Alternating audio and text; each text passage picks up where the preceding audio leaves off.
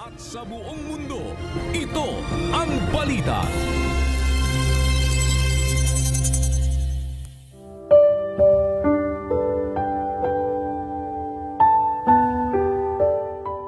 Kaya nga, samantalang tayo'y may pagkakataon, ay magsigawa tayo ng mabuti sa lahat. At lalong-lalo na sa mga kasangbahay sa pananampalataya. Galatia 6:10.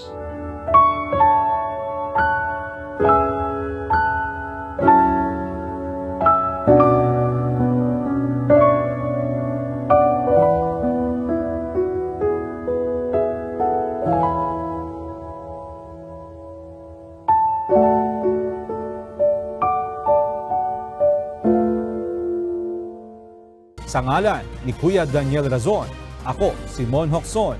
At dito sa UNTV, Diyos ang aming sandigan, serbisyo publiko, ang aming pinahahalagahan.